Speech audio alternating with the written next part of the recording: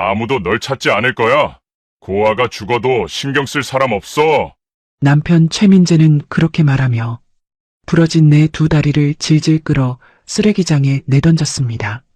차갑고 썩은 냄새가 뒤섞인 서울 외곽 아파트의 뒷골목. 나는 빗물과 피가 섞인 바닥에 쓰러져 있었습니다. 그러나 그 순간 멀리서 군용 차량의 헤드라이트가 나를 비추기 시작했습니다. 그 안에서 내 운명을 뒤바꿀 한 남자가 내려왔습니다.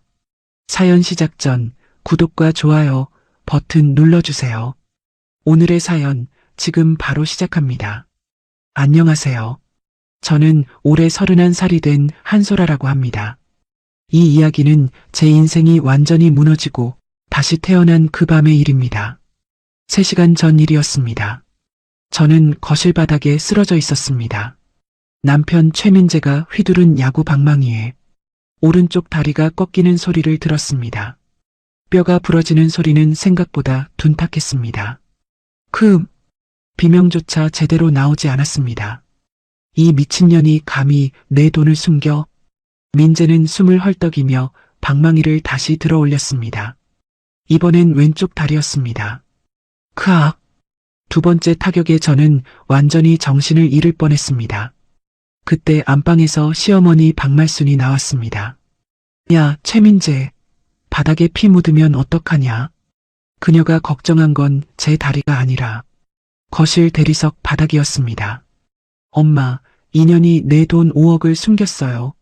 민재는 흥분해서 소리쳤습니다. 그래서 다리 부러뜨렸으면 됐잖아. 이제 그만하고 전형 끌고 나가. 저는 그 순간 깨달았습니다. 이 사람들은 처음부터 저를 사람으로 보지 않았다는 것을요. 제가 최민재를 만난 건 3년 전이었습니다. 저는 고아 출신이었습니다. 부모님은 제가 8살 때 화재 사고로 돌아가셨고 저는 보육원에서 자랐습니다. 26살에 보육원을 나와 편의점 아르바이트와 배달 일을 하며 살았습니다. 그러던 어느 날 편의점 앞에서 민재를 만났습니다. 실례지만 이거 떨어뜨리신 거 아니에요? 그가 건넨 건 제 지갑이었습니다. 아, 감사합니다. 괜찮아요. 근데 혹시 커피 한잔 할까요? 그렇게 시작된 연애는 6개월 만에 결혼으로 이어졌습니다. 민재는 중소기업 과장이라고 했고 부모님은 지방에서 작은 식당을 한다고 했습니다. 저는 그 말을 모두 믿었습니다. 결혼 후 알게 된 진실은 충격적이었습니다. 민재는 회사에서 횡령으로 해고된 상태였고 시어머니 박말수는 불법 사채업을 하고 있었습니다. 그리고 민재에겐 이미 내연녀가 있었습니다. 소라야, 우리 민재 인생 망치지 마. 내가 가진 돈 다 내놔. 알았지? 결혼 석 달째 시어머니는 제 통장을 모두 압수했습니다. 저는 부모님이 남긴 보험금 5억 원이 있었습니다. 화재 사고 당시 받은 보상금이었습니다. 하지만 저는 그 돈을 한 번도 쓰지 않았습니다. 부모님의 마지막 흔적이라고 생각했기 때문입니다. 이 돈은 못 드려요. 부모님 유산이에요. 뭐, 지금 장모한테 대드는 거야? 박말수는 제 뺨을 때렸습니다. 그날부터 저는 집안의 노예가 되었습니다. 청소, 빨래, 요리는 기본이고 시어머니의 불법 사채 업무까지 도와야 했습니다. 돈 받아와. 못 받아오면 너도 맞는다. 그렇게 1년이 흘렀습니다. 어느 날 저는 우연히 민재의 휴대폰을 보게 되었습니다. 내연녀 유라와의 대화였습니다. 자기야, 그 멍청한 년 돈 언제 빼내? 고지야. 조금만 기다려. 빨리 해. 우리 강남 오피스텔 계약금 내야 한다고. 저는 그 순간 결심했습니다. 도망쳐야 한다고. 그래서 몰래 통장을 숨겼습니다. 부모님 유산이 들어있는 통장을요. 하지만 민재는 이미 눈치채고 있었습니다. 인연이 감히 내 돈을 숨겨? 오늘 밤 민재는 야구 방망이를 들고 저를 때렸습니다. 두 다리가 부러지고 저는 움직일 수 없었습니다. 엄마, 인연 어떻게 해요? 쓰레기장에 버려. 내일 아침이면 얼어 죽을 거야. 네. 민재는 제 머리카락을 잡고 질질 끌었습니다. 아파트 뒷골목, 쓰레기 더미 사이. 그곳에 저는 버려졌습니다. 소라야, 넌 이제 사람 아니다. 내일 아침엔 얼어 죽은 중독자로 발견되겠지. 민재는 비웃으며 사라졌습니다. 차갑고 축축한 바닥, 쓰레기 냄새와 빗물이 뒤섞였습니다. 저는 두 다리를 움직일 수 없었습니다. 피가 계속 흘렀습니다. 이렇게 죽는 건가? 그때였습니다. 제 손에 뭔가 차갑고 단단한 것이 만져졌습니다. 주머니 속 나침반이었습니다. 이 나침반은 제가 보육원에 있을 때부터 가지고 있던 물건이었습니다. 부모님이 남긴 유일한 유품이었습니다. 뚜껑을 열면 용 문양이 새겨져 있었습니다. 엄마, 아빠. 저는 나침반을 꽉 쥐었습니다. 그 순간 멀리서 헤드라이트 불빛이 보였습니다. 군용 차량 여러 대가 골목 안으로 들어오고 있었습니다. 왜 이런 곳에 군용 차량이? 차가 멈췄습니다. 문이 열리고 한 남자가 내렸습니다. 70대 정도로 보이는 노인이었지만 그의 눈빛은 날카롭고 강렬했습니다. 군복을 입고 있었습니다. 저기 누가 쓰러져 있다? 경호원 한 명이 소리쳤습니다. 노인이 천천히 제게 다가왔습니다. 그는 제 손에 쥐어진 나침반을 보았습니다. 이건 노인의 얼굴이 굳어졌습니다. 이 아이를 당장 병원으로 옮겨. 그의 목소리는 명령조였습니다. 저는 그 순간 정신을 잃었습니다. 하지만 마지막으로 들은 그 노인의 말은 아직도 또렷이 기억합니다. 이 나침반 도윤이가 가지고 있던 거다. 이 아이 혹시? 눈을 떴을 때 저는 천장을 보고 있었습니다. 하얀 천장이 아니었습니다. 은은한 황금빛 조명이 달린 고급스러운 천장이었습니다. 여긴 어디지? 몸을 움직이려 했지만 다리에 깁스가 되어 있었습니다. 통증은 없었습니다. 아마 진통제를 맞은 것 같았습니다. 천천히 고개를 돌렸습니다. 병실이었습니다. 하지만 제가 아는 일반 병실이 아니었습니다. 마치 호텔 스위트룸 같았습니다. 가죽 소파, 대형 TV, 신선한 꽃다발. 창밖으로는 서울 야경이 한눈에 들어왔습니다. VIP 병실인가? 그때 문이 열렸습니다. 흰 가운을 입은 의사 한 명이 들어왔습니다. 뒤따라 간호사 2명도 함께 들어왔습니다. 깨어나셨군요. 한소라 씨. 의사는 부드럽게 말했습니다. 여긴 서울대학교 병원 VIP 병동입니다. 양쪽 다리 골절상이 심각했지만 응급수술로 뼈를 맞췄습니다. 제가 왜 여기에? 제 목소리는 갈라져 있었습니다. 질문은 나중에 하시죠. 지금은 안정을 취하셔야 합니다. 의사는 차트를 확인하며 말했습니다. 간호사가 링거를 교체하고 체온과 혈압을 재고 나갔습니다. 저는 혼란스러웠습니다. 왜 나를 구했을까? 저 군용 차량의 노인은 누구지? 그리고 왜 내 나침반을 보고 놀랐을까? 1시간쯤 지났을까요? 문이 다시 열렸습니다. 이번엔 그 노인이었습니다. 어젯밤 저를 발견한 바로 그 사람. 군복은 벗고 정장을 입고 있었지만 여전히 그의 눈빛은 날카로웠습니다. 뒤에는 경호원 2명이 따라왔습니다. 깨어났군. 노인은 천천히 제 침대 옆 의자에 앉았습니다. 내 이름이 한소라지? 네. 나는 강도연이라고 한다. 예비역 육군 중장이다. 그의 목소리는 무게감이 있었습니다. 장군? 놀랄 필요 없다. 나는 내게 몇 가지 물어볼 것이 있다. 강도연은 품에서 무언가를 꺼냈습니다. 바로 제 나침반이었습니다. 이건 어디서 구했느냐? 그건 제 거예요. 내 거? 부모님이 남긴 유일한 유품이에요. 강도연의 눈빛이 흔들렸습니다. 부모님이 누구냐? 잘 모릅니다. 저는 8살 때 부모님을 잃었어요. 화재 사고였다고 들었습니다. 화재 사고. 강도연은 나침반을 천천히 쓰다듬었습니다. 이 나침반 뚜껑을 열어봐라. 저는 나침반을 받아 뚜껑을 열었습니다. 용 문양이 선명하게 새겨져 있었습니다. 이 문양은 강신그룹의 상징이다. 내 아들 강도윤이 20년 전 딸아이에게 준 나침반과 똑같다. 네. 내 아들 부부는 20년 전 화재 사고로 사망했다. 그리고 그들의 딸, 내 손녀도 함께 죽었다고 알고 있었다. 하지만 강도연은 제 얼굴을 똑바로 쳐다봤습니다. 너 혹시 그 아이가 아니냐? 저는 숨이 막혔습니다. 저는 고아예요. 부모님 이름도 몰라요. 보육원 원장님이 한솔아라고 지어주셨어요. 그렇다면 확인해보자. 강도연은 경호원에게 손짓했습니다. DNA 검사를 준비해라. 예, 장군님. 잠깐만요. 저는 당황해서 소리쳤습니다. 저는 그냥 평범한 사람이에요. 장군님의 손녀일 리 없어요. 그건 검사 결과가 말해줄 것이다. 강도연은 단호하게 말했습니다. 그날 오후 혈액 샘플이 채취되었습니다. 결과는 48시간 후에 나온다고 했습니다. 저는 혼란스러웠습니다. 내가 정말 장군의 손녀라면? 그럼 내 인생은 뭐였지?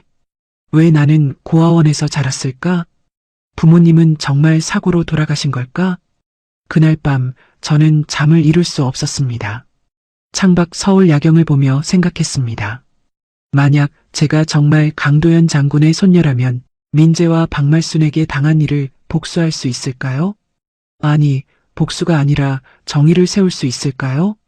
이틀 후 강도연이 다시 병실에 나타났습니다. 그의 손에는 서류 봉투가 들려 있었습니다. 결과가 나왔다. 그는 천천히 봉투를 열었습니다. 혈연관계 확률 99.99%. 넌 내 손녀가 맞다. 강도윤의 딸 강소라. 내 본명은 강소라였다. 저는 눈물이 났습니다. 어떤 감정인지 알 수 없었습니다. 기쁨인지 슬픔인지 분노인지. 왜 저는 고아원에 있었어요? 왜 아무도 저를 찾지 않았어요? 제 목소리는 떨렸습니다. 강도연은 고개를 숙였습니다. 그건 내 잘못이다. 20년 전 그 화재 사고는 사고가 아니었다. 내 아들 도윤은 강신그룹의 후계자였다. 하지만 그룹 내부에 그를 시기하는 세력이 있었다. 그들이 화재를 조작했고 도윤 부부는 그날 밤 죽었다. 그럼 저는요? 너는 살아남았다. 하지만 범인들이 너를 없애려 했다. 그래서 경찰은 너를 비밀리에 보육원으로 보냈다. 신원을 숨기고 이름도 바꿔서 널 지키기 위해서였다. 그럼 할아버지는 저를 찾지 않으셨어요? 제 목소리는 떨렸습니다. 나는 너도 죽었다고 믿었다. 경찰은 그렇게 보고했다.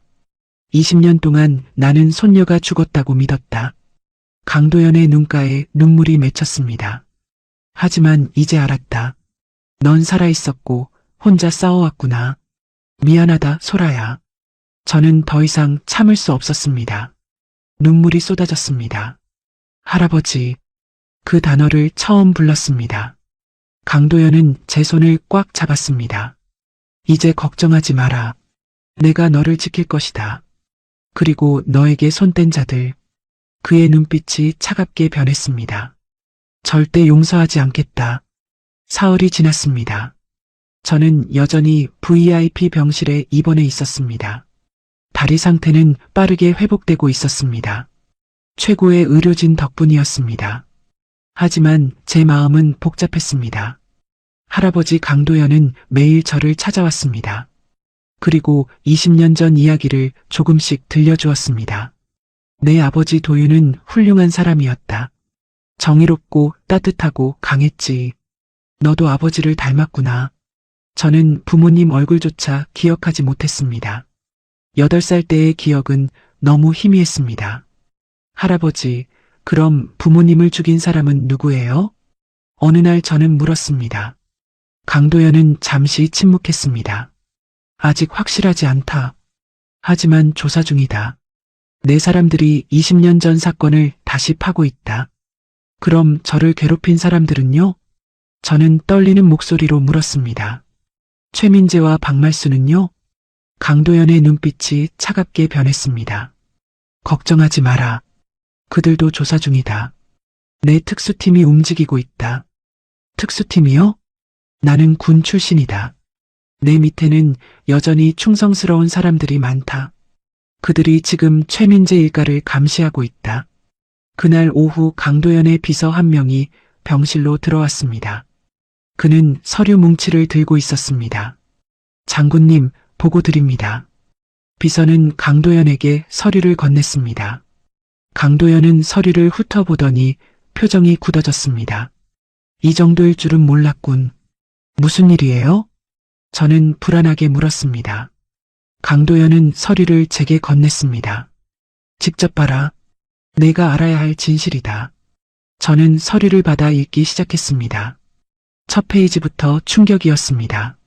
최민재 비리 조사 보고서, 마이너스 전 직장에서 횡령 3억 원, 해고 처리, 마이너스 현재 불법 도박장 운영 강남 소재, 마이너스 내연녀 유라 28세와 공동 사기 행각, 마이너스 한소라 명의 통장에서 5억 원 인출 시도 현재 동결 상태, 마이너스 강남 오피스텔 구매 계약 한소라 재산 사용.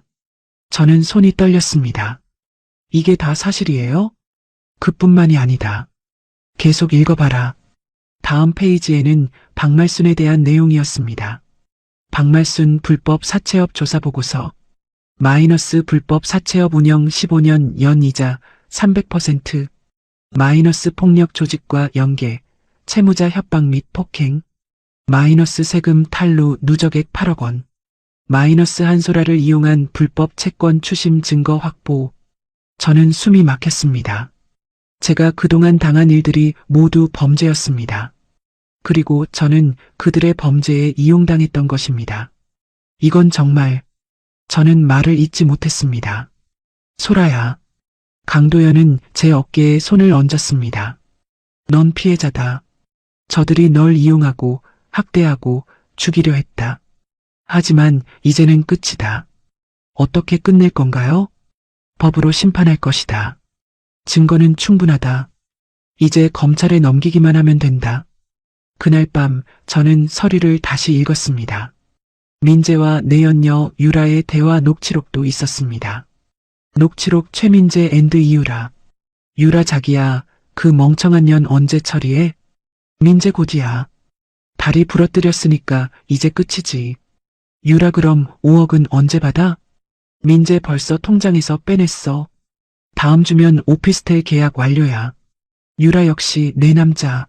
근데 그년 죽으면 어떡해? 민재 상관없어. 고아 출신이라 찾을 사람도 없어. 쓰레기장에 버렸으니 내일이면 얼어 죽을 거야. 유라 하하. 잘했어. 저는 눈물이 났습니다. 분노였습니다. 이 사람들은 정말 악마였구나. 그날 이후 강도연은 본격적으로 움직이기 시작했습니다. 그의 특수팀은 최민재 일가를 24시간 감시했습니다. 일주일 후 결정적인 증거가 나왔습니다. 민재와 유라는 강남 오피스텔에서 파티를 열고 있었습니다. 제 돈으로 산 오피스텔에서요. 야, 한소라, 그년 완전히 사라졌네. 민재는 술에 취해 소리쳤습니다. 이제 우리 신경 쓸 거 없어. 맞아. 장군님 만세. 유라도 웃으며 샴페인을 터뜨렸습니다. 하지만 그들은 몰랐습니다. 그 방 안에 몰래 카메라가 설치되어 있다는 것을요. 강도연의 특수팀은 모든 대화를 녹화하고 있었습니다. 충분하다. 강도연은 모니터를 보며 말했습니다. 이제 검찰에 넘겨라. 예, 장군님. 다음 날 아침 검찰 특수부가 움직였습니다.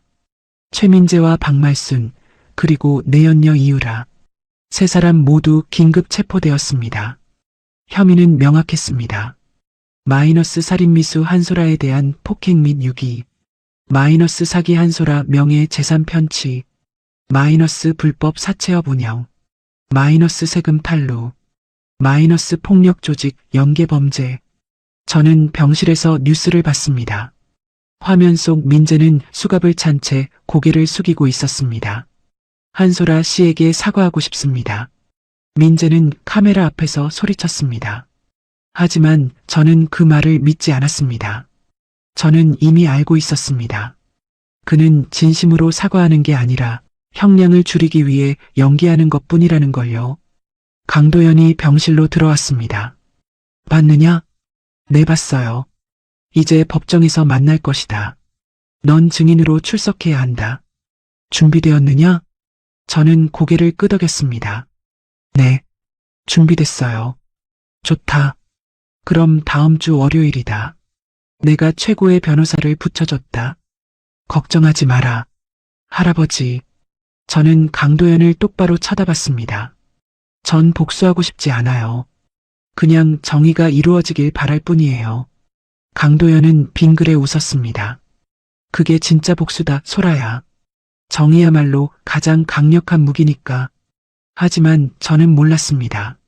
진짜 싸움은 이제부터 시작이라는 것을요. 법정에서 최민재는 저를 향해 끔찍한 거짓말을 쏟아낼 것이었습니다. 드디어 그날이 왔습니다. 첫 공판 날이었습니다. 저는 휠체어를 타고 법정에 입장했습니다. 아직 다리가 완전히 회복되지 않았기 때문입니다. 할아버지 강도연이 제 옆에 앉았습니다. 긴장하지 마라. 진실은 언제나 이긴다. 그의 목소리는 단호했습니다. 법정 안은 사람들로 가득 찼습니다. 기자들도 많이 와 있었습니다. 강신그룹 회장 손녀 폭행 사건이라는 타이틀 때문이었습니다. 피고인석에는 최민재와 박말순이 앉아 있었습니다. 내연녀 이유라는 별도 재판을 받는다고 했습니다. 민재는 저를 쳐다봤습니다. 그의 눈빛엔 증오가 가득했습니다. 저 눈빛 변하지 않았구나. 재판장이 입장했습니다. 제325호 형사사건 개정합니다. 검사가 먼저 기소 내용을 낭독했습니다.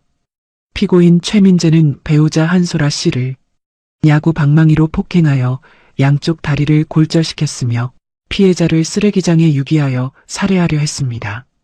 또한 피해자 명의 재산 5억 원을 편취했습니다. 피고인 박말수는 불법 사채업을 운영하며 피해자를 협박하고 폭행했으며 아들 최민재와 공모하여 범행을 저질렀습니다. 재판장이 물었습니다. 피고인 최민재, 기소 내용을 인정합니까? 민재는 천천히 일어났습니다. 아닙니다. 저는 무죄입니다. 뭐라고요? 저는 깜짝 놀라 중얼거렸습니다. 저는 아내를 사랑했습니다. 하지만 아내가 저를 배신했습니다. 제 돈을 훔쳐 도망가려 했고 제가 막으려 하자 먼저 공격했습니다. 저는 정당방위였을 뿐입니다. 거짓말이었습니다. 완전한 거짓말이었습니다. 민재의 변호사가 일어났습니다. 재판장님, 피고인은 가정폭력 피해자입니다. 한소라 씨는 알코올 중독자였으며 피고인에게 지속적으로 폭언과 폭행을 일삼았습니다. 이는 여러 증인의 증언으로 입증할 수 있습니다. 그건 거짓말이에요. 저는 소리쳤습니다. 정숙, 피해자는 발언권이 없습니다. 재판장이 말했습니다. 저는 분노로 몸이 떨렸습니다. 할아버지가 제 손을 꽉 잡았습니다. 진정해라. 우리 차례가 온다. 민재의 변호사는 계속 말했습니다. 또한 한소라 씨는 강신그룹 회장의 손녀라는 신분을 이용해 피고인을 협박했습니다. 내 할아버지는 장군이다. 너 죽이는 건 식은 죽 먹기다. 이런 말을 수차례 했습니다. 제가 언제 그런 말을 했어요? 저는 다시 소리쳤습니다. 피해자는 조용히 하십시오. 다시 한번 소란을 피우면 퇴정 조치하겠습니다. 재판장의 목소리는 냉정했습니다. 저는 입을 다물 수밖에 없었습니다. 민재의 변호사는 증인을 신청했습니다. 첫 번째 증인은 민재의 친구였습니다. 저는 피고인 최민재의 대학 동기입니다. 민재는 정말 착한 친구였어요.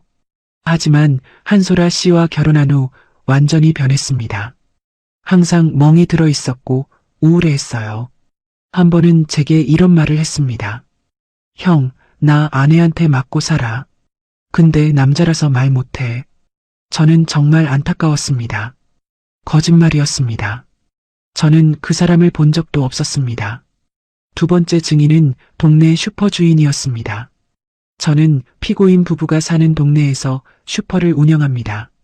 한소라 씨는 자주 술을 사러 왔어요. 소주, 맥주, 양주까지.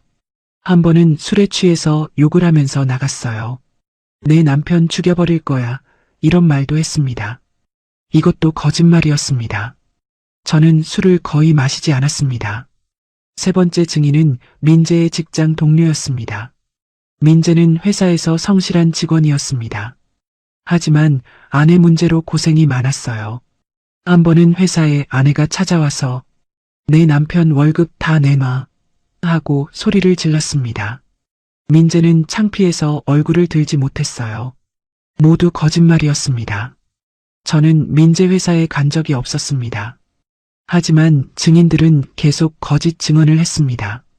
그리고 방청객들은 그 말을 믿는 듯 했습니다. 저 여자가 진짜 나쁜 년이네. 남편을 저렇게 괴롭히다니. 장군 손녀라고 거만하게 굴었나 보네. 속삭이는 소리가 들렸습니다. 저는 절망스러웠습니다. 왜 아무도 내 말을 믿지 않는 거지? 휴정 시간이 되었습니다. 저는 복도로 나왔습니다. 기자들이 몰려들었습니다. 한소라 씨, 정말 남편을 폭행했습니까? 알코올 중독이 사실입니까? 강신그룹 힘으로 남편을 억압했습니까? 저는 아무 말도 할 수 없었습니다. 할아버지의 경호원들이 기자들을 막았습니다. 비켜주십시오. 우리는 별도 대기실로 들어갔습니다. 저는 울었습니다. 할아버지, 왜 아무도 제 말을 안 믿어요? 왜 저만 나쁜 사람이 되는 거예요? 강도연은 제 어깨를 감싸 안았습니다. 진정해라, 소라야. 저들은 돈으로 증인을 매수한 것이다. 하지만 우리에겐 진짜 증거가 있다. 무슨 증거요? 의료기록, 통화녹음, 현장 사진. 모두 내가 피해자라는 걸 증명한다. 다음 공판에서 우리가 반격할 것이다. 하지만 저는 불안했습니다. 정말 이길 수 있을까? 오후 공판이 재개되었습니다. 이번엔 박말순이 증언했습니다. 저는 며느리를 사랑했습니다. 하지만 소라는 저를 무시했어요. 시어머니 따위는 필요 없다고 했습니다. 그리고 제 아들을 때렸어요. 저는 며느리를 말렸다가 오히려 폭행당했습니다. 거짓말이었습니다. 저를 때린 건 박말순이었습니다. 박말순은 눈물까지 흘렸습니다. 재판장님, 제발 제 아들을 살려주세요. 진짜 피해자는 제 아들입니다. 방청객 중 일부는 고개를 끄덕였습니다. 저는 절망스러웠습니다. 이 사람들은 정말 악마구나. 거짓말을 진실처럼 만들어버리다니. 공판이 끝나고 우리는 법정을 나왔습니다. 할아버지는 침통한 표정이었습니다. 저들이 생각보다 철저하게 준비했군. 할아버지, 우리 질 수도 있어요? 저는 떨리는 목소리로 물었습니다. 아니다. 절대 지지 않는다. 내가 약속한다. 하지만 저는 확신할 수 없었습니다. 그날 밤 저는 병실로 돌아왔습니다. 뉴스에서는 오늘 재판을 보도하고 있었습니다. 속보 강신그룹 손녀 폭행 사건, 반전 증언 쏟아져. 피고인 측 한소라가 진짜 가해자 주장. 댓글창에는 악플이 가득했습니다. 역시 재벌은 다르네. 남편 괴롭히고도 피해자 코스프레. 저 여자 감옥 가야 함. 최민재 불쌍하다. 저는 휴대폰을 던졌습니다. 눈물이 멈추지 않았습니다. 왜 세상은 이렇게 불공평한 거지? 그때 문이 열렸습니다. 할아버지의 비서였습니다. 한소라 씨, 급한 소식이 있습니다. 무슨 일이에요? 내 연녀 이유라가 검찰에 자백했습니다. 뭐라고요? 이유라가 자백했다고요? 저는 깜짝 놀라 물었습니다. 비서는 고개를 끄덕였습니다. 네. 이유라는 모든 걸 털어놨습니다. 최민재와의 공모, 한소라 씨 재산 편취, 그리고 살인 계획까지 전부 자백했습니다. 왜 갑자기요? 검찰이 이유라에게 사기방조 혐의를 적용했습니다. 최고 10년형이 나올 수 있다고 하자 이유라는 겁을 먹었습니다. 그래서 최민재를 배신하고 협조하기로 한 겁니다. 저는 믿을 수 없었습니다. 드디어 진실이 밝혀지는 건가? 다음 날 아침 긴급 공판이 열렸습니다. 검찰이 새로운 증인을 신청했기 때문입니다. 법정에 이유라가 입장했습니다. 그녀는 수갑을 차고 있었습니다. 민재는 유라를 보자 얼굴이 새하얗게 변했습니다. 전현이 왜 여기 있어? 민재는 중얼거렸습니다. 재판장이 물었습니다. 증인 이유라 선서하십시오. 유라는 선서를 했습니다. 양심에 따라 숨김없이 말하고 만일 거짓말이 있으면 위증의 벌을 받기로 맹세합니다. 검사가 질문했습니다. 증인, 피고인 최민재와 어떤 관계입니까? 연인이었습니다. 유라의 목소리는 떨렸습니다. 피고인이 기혼자인 걸 알고 있었습니까? 네, 알고 있었습니다. 피고인과 함께 한소라 씨의 재산을 편취하려 한 사실이 있습니까? 네, 있습니다. 방청석이 웅성거렸습니다. 검사는 계속 질문했습니다. 구체적으로 말씀해 주십시오. 유라는 한숨을 쉬었습니다. 민재 오빠는 아니, 최민재는 처음부터 한소라 씨를 이용할 계획이었습니다. 고아 출신이라 주변에 아는 사람이 없고 재산이 5억 원이나 있다는 걸 알고 접근했습니다. 어떻게 그걸 알았습니까? 민재는 보험 설계사 친구를 통해 알았습니다. 한소라 씨가 부모님 보험금 5억을 받았다는 걸요. 그래서 일부러 편의점 앞에서 지갑을 주워주는 척 접근했습니다. 저는 충격을 받았습니다. 처음부터 계획된 만남이었다고?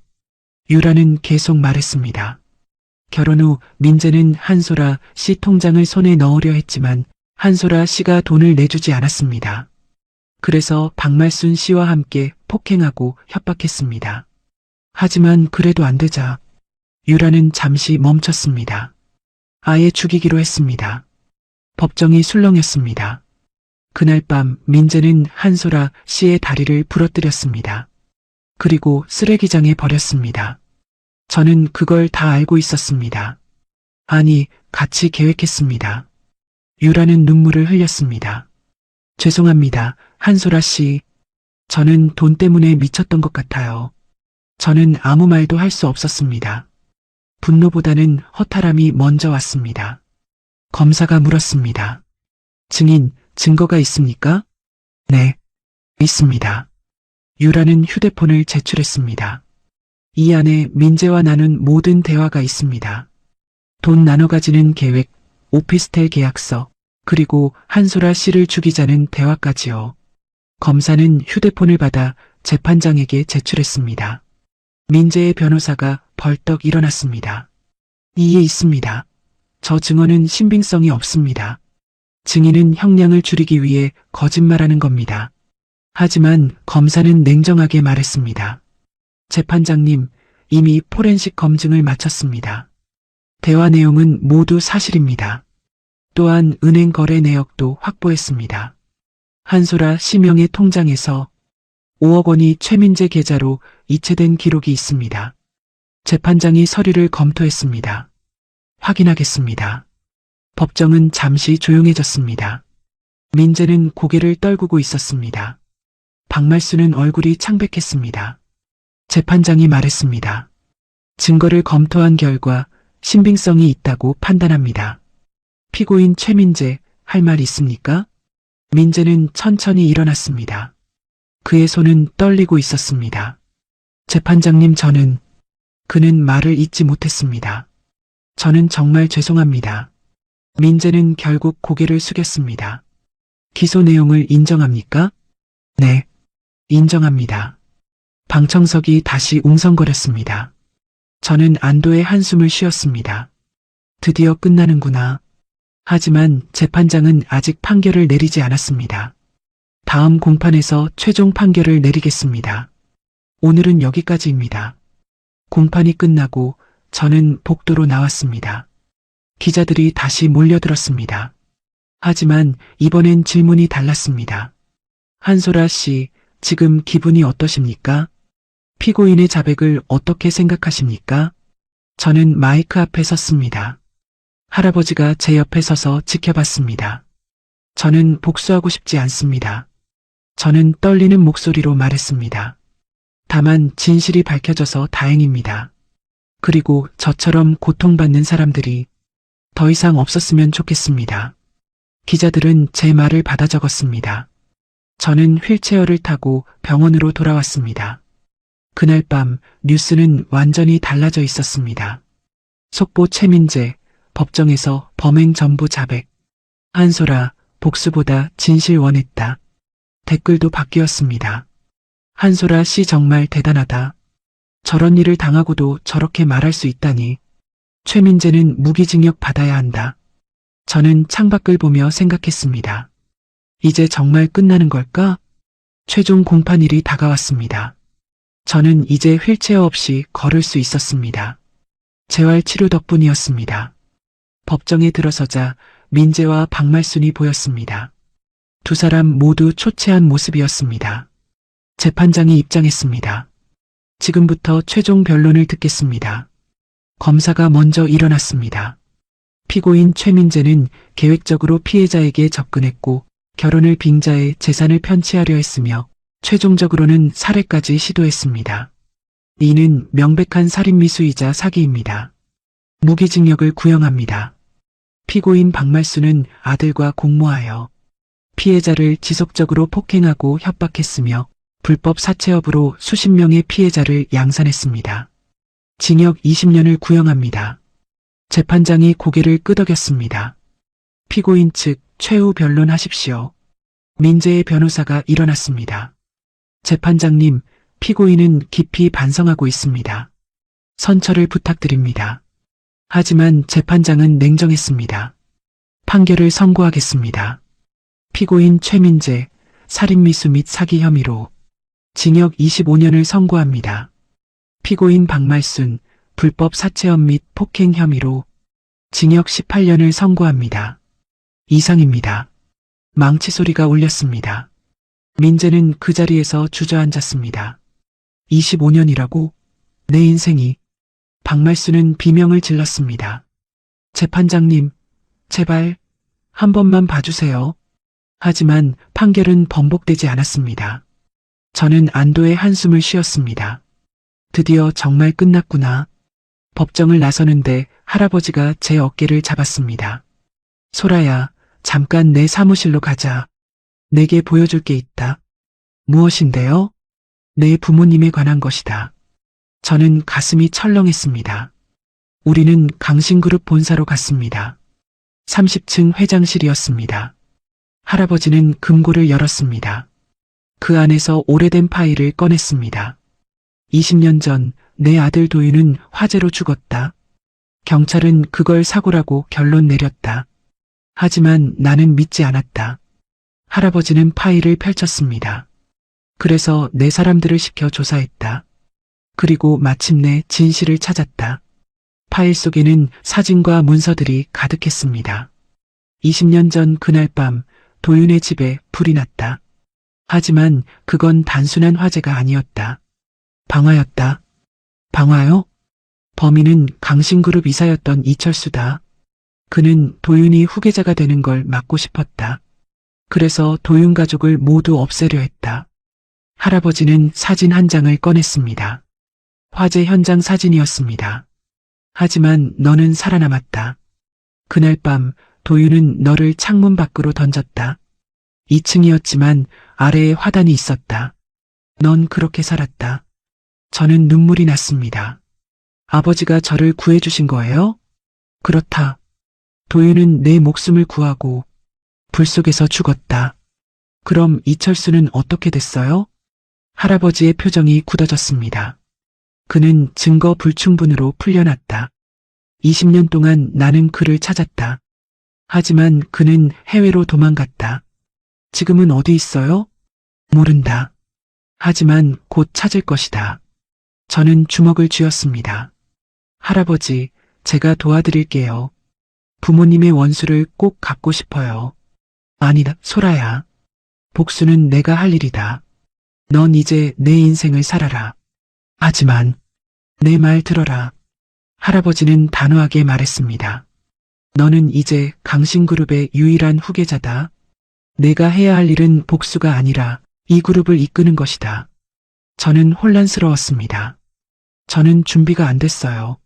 천천히 배우면 된다. 내가 옆에서 도와줄 것이다. 그날 밤 저는 할아버지가 준 자료를 읽었습니다. 20년 전 화재 사건의 모든 기록이었습니다. 사진 속 아버지 도윤은 젊고 따뜻해 보였습니다. 어머니도 아름다웠습니다. 그리고 8살 제 사진도 있었습니다. 나는 이렇게 생겼구나. 저는 처음으로 제 어린 시절 사진을 봤습니다. 부모님과 함께 웃고 있는 모습이었습니다. 눈물이 멈추지 않았습니다. 엄마, 아빠 보고 싶어요. 그때 휴대폰이 울렸습니다. 할아버지였습니다. 소라야, 급한 소식이다. 무슨 일이에요? 이철수를 찾았다. 저는 깜짝 놀랐습니다. 어디 있어요? 필리핀 마닐라에 숨어 있다. 내 사람들이 이미 그를 감시하고 있다. 그럼 이제 어떻게 하실 거예요? 인터폴에 요청했다. 곧 한국으로 송환될 것이다. 저는 가슴이 뛰었습니다. 드디어 부모님의 원수를 만나는구나. 일주일 후 이철수는 한국으로 송환되었습니다. 공항에는 기자들이 가득했습니다. 이철수 씨, 20년 전 방화 사건 인정합니까? 왜 강도윤 씨 가족을 죽였습니까? 이철수는 고개를 숙인 채 아무 말도 하지 않았습니다. 저는 TV로 그 장면을 봤습니다. 할아버지가 옆에 앉아 있었습니다. 저 사람이 부모님을 죽인 사람이에요? 그렇다. 저는 분노가 치밀었습니다. 할아버지, 저도 재판에 참석하고 싶어요. 물론이다. 넌 유족이니까. 이철수의 재판은 한 달 후 시작되었습니다. 검찰은 결정적 증거를 제시했습니다. 피고인 이철수는 20년 전 강도윤 씨 집에 불을 질렀습니다. 당시 현장에서 발견된 기름통에서 피고인의 지문이 나왔습니다. 또한 피고인은 범행 직후 해외로 도피했으며 20년 동안 신분을 숨기고 살았습니다. 이철수의 변호사가 반박했습니다. 지문만으로는 방화를 증명할 수 없습니다. 피고인은 당시 강신그룹 이사로서 강도윤 씨 집을 자주 방문했습니다. 하지만 검사는 추가 증거를 제시했습니다. 피고인의 계좌 내역입니다. 범행 직전 피고인은 알 수 없는 계좌로 10억 원을 송금받았습니다. 이는 범행 대가로 받은 돈입니다. 그 돈을 보낸 사람은 누구입니까? 아직 확인 중입니다. 하지만 강신그룹 내부 인물일 가능성이 높습니다. 재판장이 물었습니다. 피고인 할 말 있습니까? 이철수는 잠시 침묵했습니다. 그러다 천천히 입을 열었습니다. 네. 제가 불을 질렀습니다. 법정이 술렁였습니다. 하지만 저는 혼자 한 게 아닙니다. 저를 사주한 사람이 있습니다. 누구입니까? 강신그룹 부회장 강도진입니다. 뭐라고? 저는 충격을 받았습니다. 강도진? 그 이름은 할아버지의 얼굴이 창백해졌습니다. 도진? 내 동생이? 법정은 순식간에 술렁였습니다. 기자들은 미친 듯이 카메라 셔터를 눌렀습니다. 강도진 부회장이 범인이라고요? 형의 가족을 죽인 게 동생이었다고? 저는 할아버지를 쳐다봤습니다. 할아버지는 손을 떨고 있었습니다. 도진이 내 동생이 그런 짓을? 재판장이 망치를 두드렸습니다. 정숙, 피고인 계속 진술하십시오. 이철수는 고개를 숙인 채 말했습니다. 강도진 부회장은 형 도윤이 후계자가 되는 걸 막고 싶어 했습니다. 그래서 저에게 10억 원을 주고 도윤 씨 가족을 없애라고 지시했습니다. 증거가 있습니까? 네. 당시 녹음 파일이 있습니다. 이철수는 변호사를 통해 USB를 제출했습니다. 검사가 USB를 받아 재생했습니다.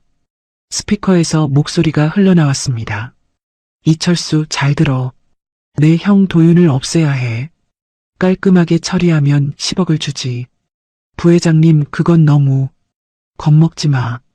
사고로 위장하면 돼. 화재 사고로 만들어. 형 가족 모두 없애야 해. 알겠나? 알겠습니다. 녹음이 끝났습니다. 법정은 충격에 빠졌습니다. 저는 할아버지를 쳐다봤습니다. 할아버지는 눈물을 흘리고 있었습니다. 도진, 내가 정말? 재판장이 말했습니다. 강도진 부회장을 긴급 소환하겠습니다. 오늘 공판은 여기까지입니다. 법정이 끝나고 저는 할아버지와 함께 나왔습니다. 할아버지는 한마디도 하지 않았습니다. 차 안에서도 계속 침묵했습니다. 할아버지, 저는 조심스럽게 말을 걸었습니다. 나는 몰랐다. 할아버지는 떨리는 목소리로 말했습니다. 내 동생이 내 아들을 죽였다는 걸. 20년 동안 나는 몰랐다. 할아버지, 진정하세요. 어떻게 진정해? 내 동생이 내 아들을 죽였어. 내 손녀를 고아로 만들었어. 할아버지는 주먹으로 차 문을 쳤습니다. 저는 할아버지를 안아드렸습니다. 할아버지, 이제 진실을 알았잖아요. 우리가 함께 싸워요. 할아버지는 눈물을 닦았습니다. 그래, 함께 싸우자. 다음 날 강도진 부회장이 소환되었습니다. 그는 70세 정도로 보이는 노인이었습니다. 할아버지보다 5살 어렸습니다. 법정에 들어선 강도진은 여유로운 표정이었습니다. 재판장님, 저는 결백합니다. 이철수의 말은 모두 거짓입니다. 녹음 파일에 대해선 어떻게 설명하시겠습니까? 그건 조작된 것입니다. 이철수가 저를 끌어들이려고 만든 가짜입니다. 검사가 반박했습니다. 포렌식 검증 결과 녹음 파일은 조작되지 않았습니다. 강도진 씨의 목소리가 맞습니다. 그럼 누군가 제 목소리를 흉내낸 겁니다. 강도진은 소리쳤습니다. 증거는 더 있습니다. 검사는 서류를 제출했습니다. 강도진 씨의 비자금 계좌입니다. 20년 전 이철수에게 송금한 10억 원이 바로 이 계좌에서 나갔습니다. 강도진의 얼굴이 굳어졌습니다.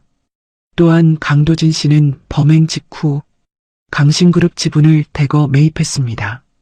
형 도윤이 죽자 후계자 경쟁에서 유리해진 것을 이용한 것입니다. 재판장이 물었습니다. 강도진 씨, 변명하시겠습니까? 강도진은 침묵했습니다. 그러다 갑자기 웃기 시작했습니다.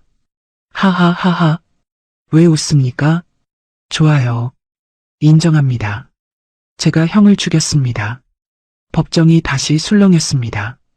저는 자리에서 벌떡 일어났습니다. 왜 그런 짓을 한 거예요? 강도진은 저를 쳐다봤습니다. 너 도윤의 딸이구나. 죽은 줄 알았는데 살아있었네. 대답해요. 왜 우리 아버지를 죽였어요? 이유? 간단해. 나도 강신그룹을 원했으니까. 하지만 형이 모든 걸 차지했지. 아버지의 사랑도 회사도 돈도. 그래서 없애기로 했어. 그게 이유예요? 그런 이유로 사람을 죽였어요? 그래. 그게 이유야. 20년 동안 나는 행복했어. 형이 없으니 모든 게 내 거였으니까. 저는 분노로 몸이 떨렸습니다. 할아버지가 일어났습니다. 도진, 넌 내 아들이 아니다. 형님, 이제 와서 그런 말씀을 하시나요? 어차피 다 끝났어요. 재판장이 말했습니다. 강도진 씨 살인교사 혐의로 구속합니다. 경호원들이 강도진을 끌고 나갔습니다. 저는 그 자리에 주저앉았습니다. 드디어 진짜 범인을 찾았구나. 하지만 기쁘지 않았습니다. 부모님은 돌아오지 않으니까요. 법정을 나서는데 할아버지가 말했습니다. 소라야, 나는 내게 미안하다. 내 동생 때문에 내가 고아가 됐다. 내가 제대로 감시했더라면. 할아버지 잘못이 아니에요.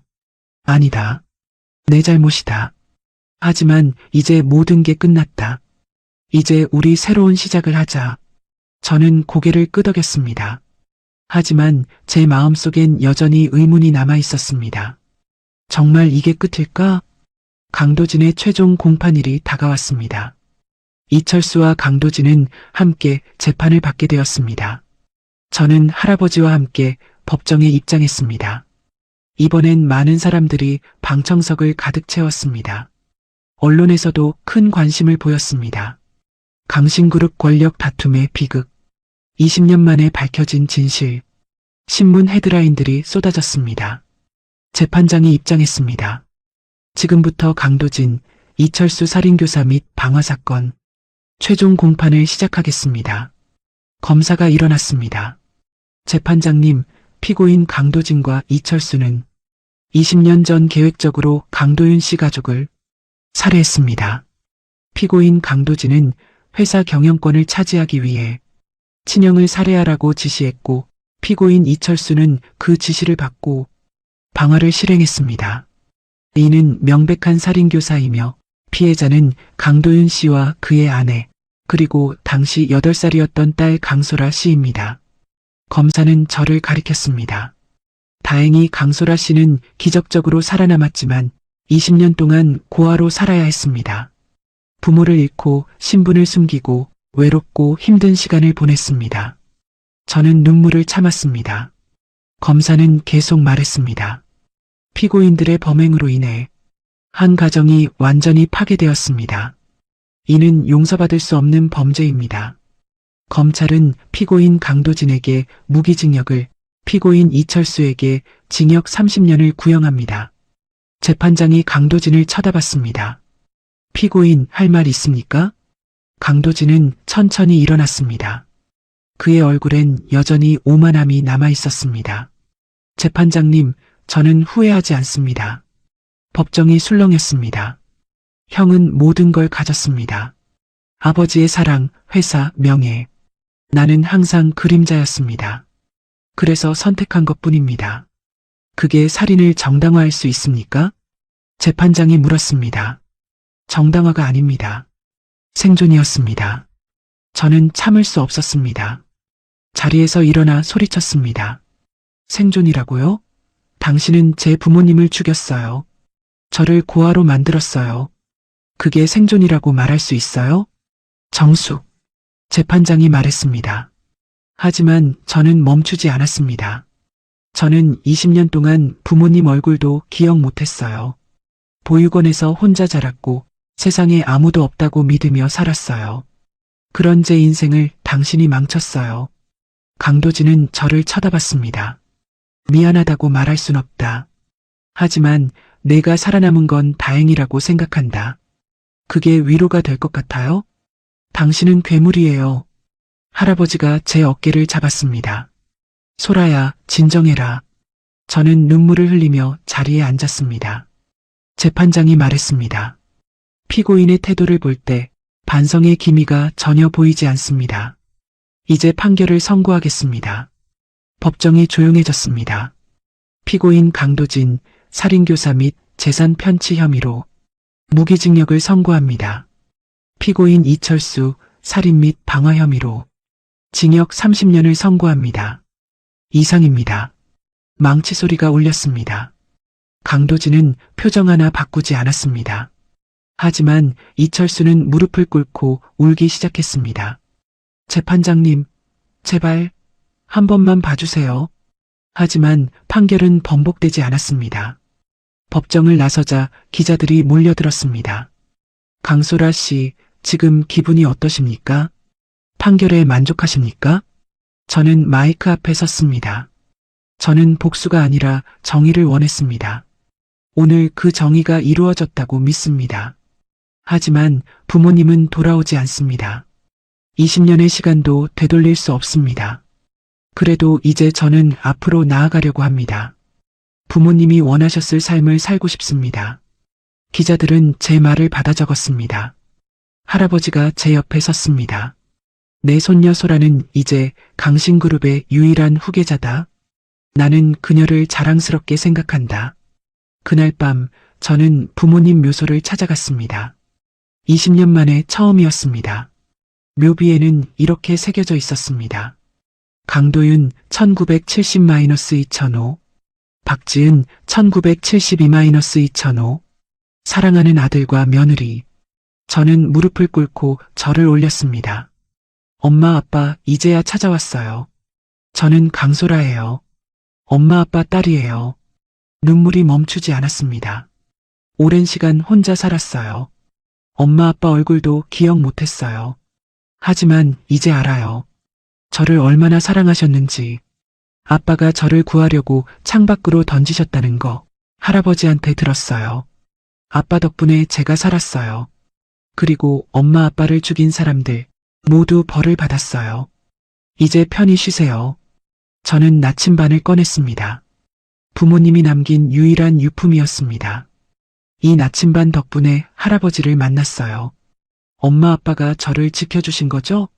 할아버지가 제 옆에 무릎을 꿇었습니다. 도윤아, 아빠가 미안하다. 내 동생을 제대로 보지 못해서, 내 가족을 지키지 못해서 할아버지도 눈물을 흘렸습니다. 하지만 이제 소라를 내가 지킬 것이다. 내가 못다한 사랑을 내가 대신 줄 것이다. 약속한다. 우리는 한참 동안 그 자리에 앉아 있었습니다.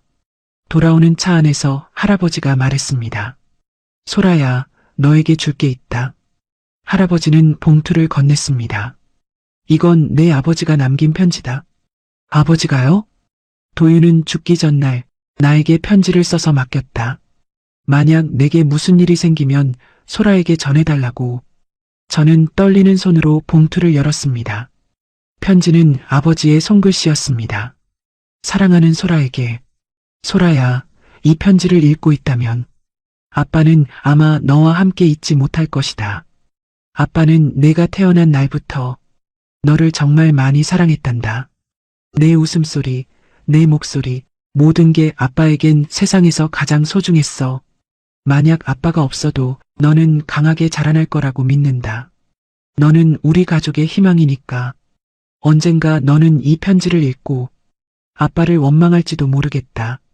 왜 나를 지키지 못했냐고. 하지만 기억해라. 아빠는 끝까지 너를 사랑했고 너를 지키려고 최선을 다했다는 것을. 사랑한다, 소라야. 영원히. 마이너스 아빠가. 저는 편지를 읽으며 울었습니다. 아빠, 저도 사랑해요.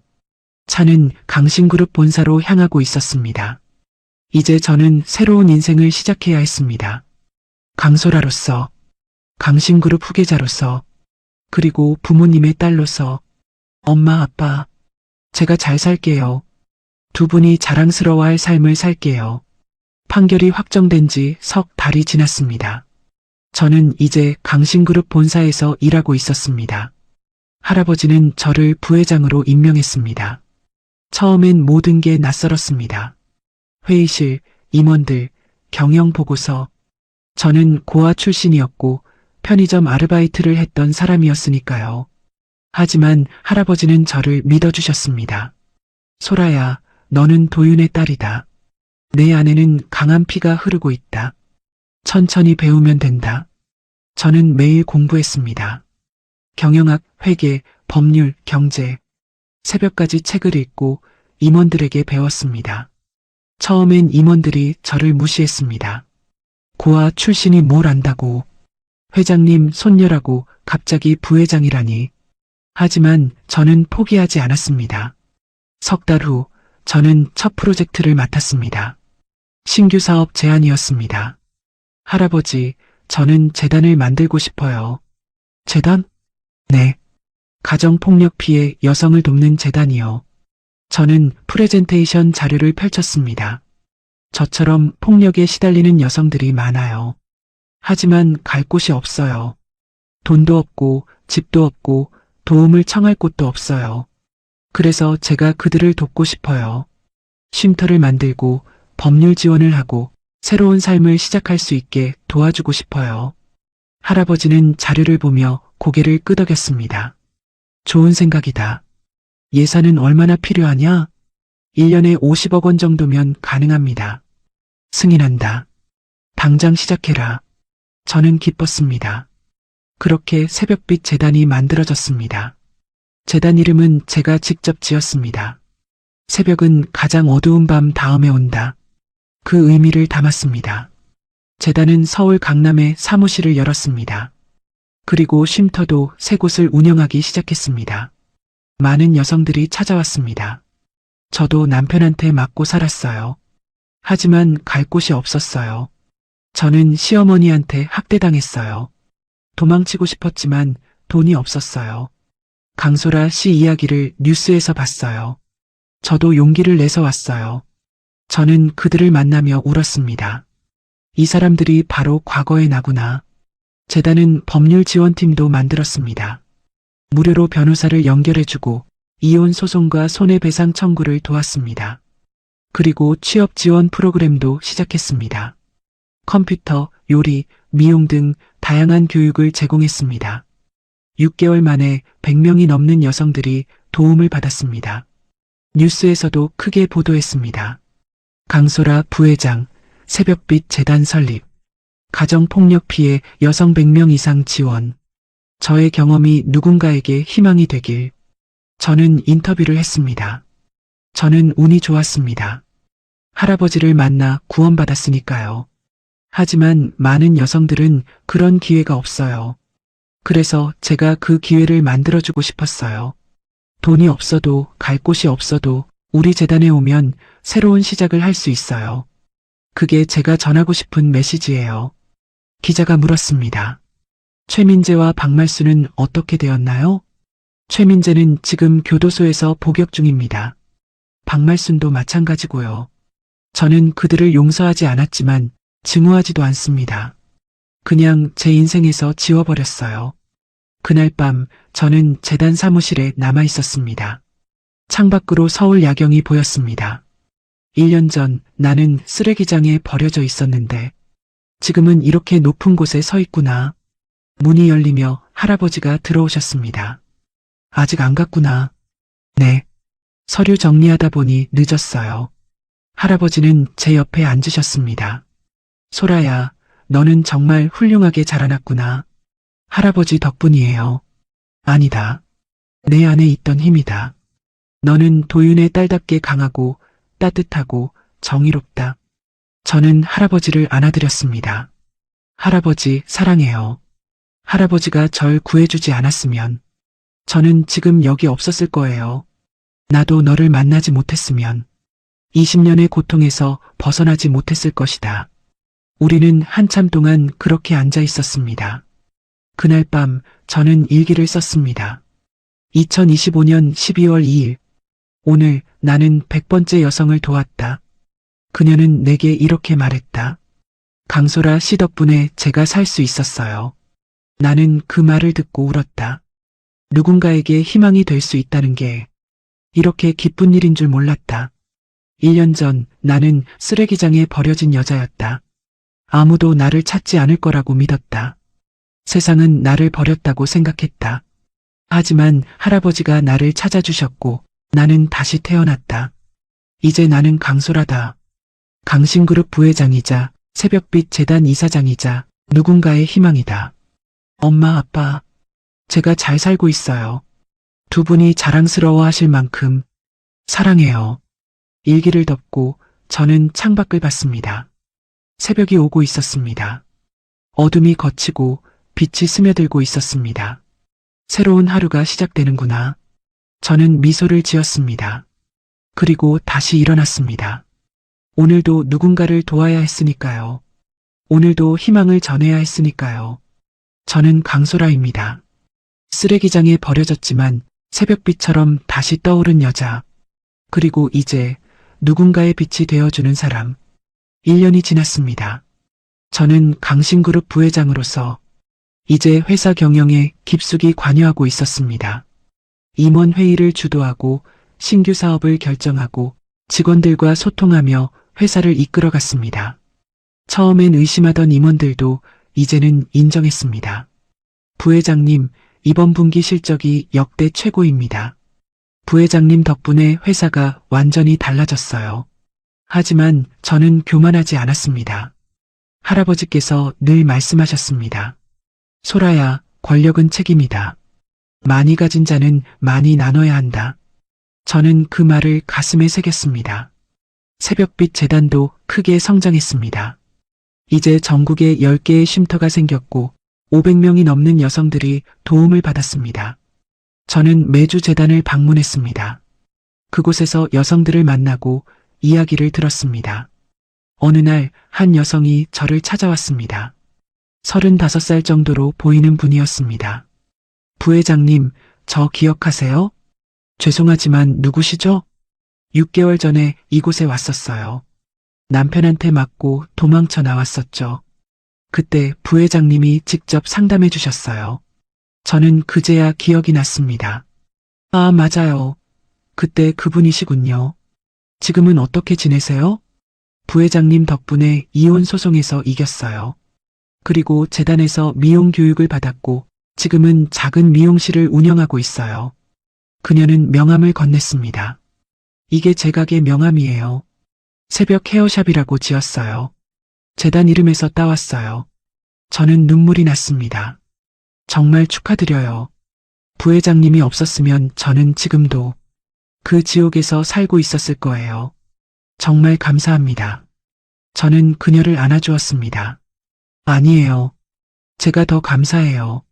당신이 용기를 냈기 때문에 새로운 삶을 살 수 있는 거예요.